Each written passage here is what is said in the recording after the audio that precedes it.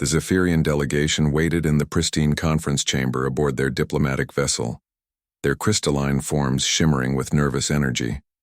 Ambassador Veltar adjusted his ceremonial robes for the 100th time, his four eyes constantly darting toward the viewport where Earth's response fleet should soon emerge from hyperspace.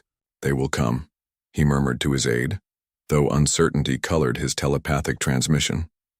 Humans are reasonable creatures. They must understand that war benefits no one. The Zephyrian collective had ruled this sector of the galaxy for 3 millennia, expanding through careful diplomacy and superior technology.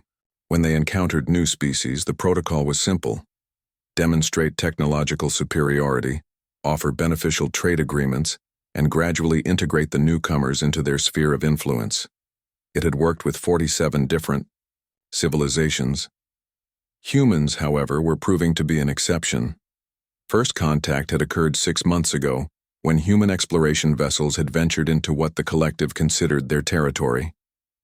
The initial meeting had been cordial enough, but when the humans refused to acknowledge Zephyrian authority over the contested systems, tensions had escalated rapidly. The humans had done something unprecedented. They had fought back. 3. Collective patrol fleets had been, not destroyed, but forced to retreat. The humans fought with a ferocity and unpredictability that the collective's tactical computers couldn't process. Where other species would surrender after the first show of overwhelming force, humans seemed to become more dangerous when cornered, hence the peace talks. "Contact emerging from hyperspace," announced the ship's AI in its melodious tone. "Configuration: unusual." Veltar's aide, a young Zephyrian named Kethmar, peered through the viewport. "Ambassador, those aren't diplomatic vessels." The human fleet that materialized in the neutral zone was unlike anything in the collective's databases. Massive, angular ships bristling with weapon arrays hung in space like predatory beasts. The lead vessel alone was larger than most collective cities, its hull scarred and battle-worn. "Perhaps they're escorts," Veltar suggested weakly. But his confidence was evaporating like morning mist. A communication request arrived, and Veltar accepted it with trembling fingers. The holographic projection that appeared showed a human female in military uniform, her face hard as forged metal. "I am Admiral Sarah Chen of the United Earth Defense Force," she announced without preamble. "You wanted to talk.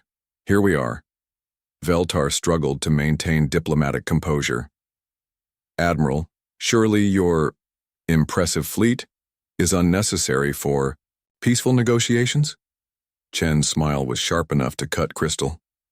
"Funny thing about humans, Ambassador. We've learned that peace talks go much smoother when both sides know exactly what they're negotiating over." Behind her, Veltar could see the bridge of her flagship, humans moving with military precision, their faces bearing the marks of veterans who had seen combat. These weren't diplomats or traitors. These were warriors. We hope to discuss territorial boundaries," Veltar began, his prepared speech suddenly feeling inadequate.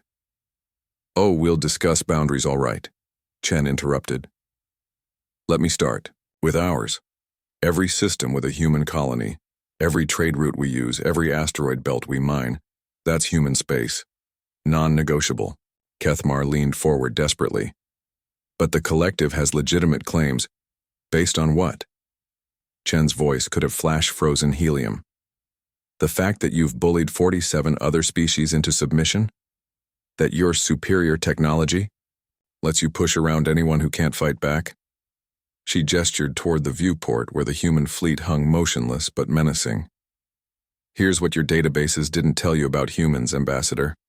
We don't just fight when we're cornered. We fight when we're angry. And right now, after you attacked our colonies and threatened our people, we're very, very angry." Veltar's crystalline form flickered with distress signals.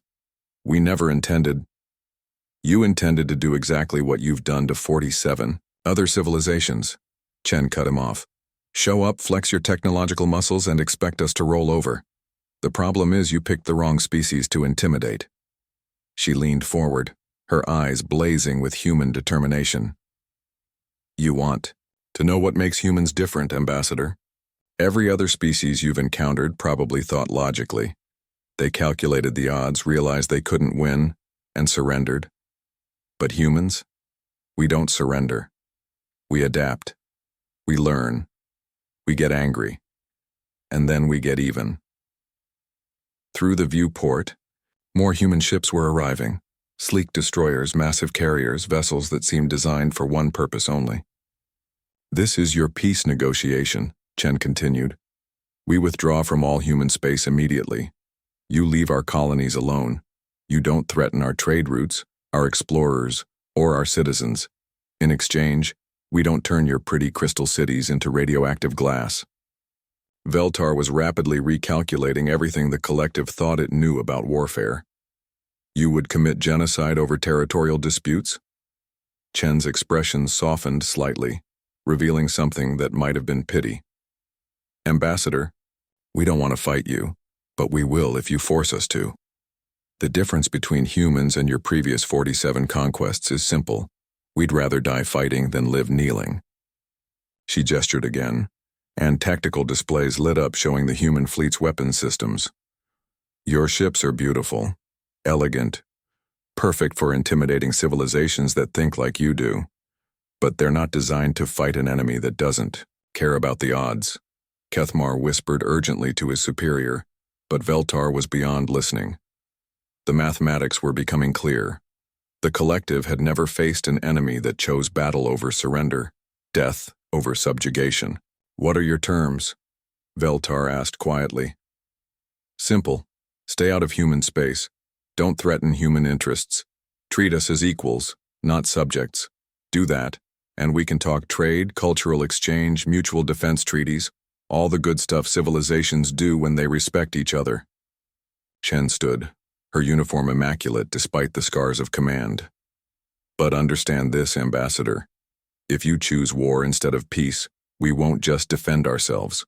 We'll hunt down every collective fleet, every collective world, until your empire is nothing but a historical footnote. That's not a threat, it's a promise. The transmission ended, leaving the Zephyrians alone with their thoughts and the sight of a human armada that had come to negotiate peace with the only language bullies truly understood. Veltar looked at his aide, his crystalline form dim with defeat. Prepare the withdrawal orders, he whispered. Outside, the human fleet waited patiently, their weapons powered down but ready. They had wanted peace talks, and Earth had indeed brought warships. Sometimes, that was exactly what peace required.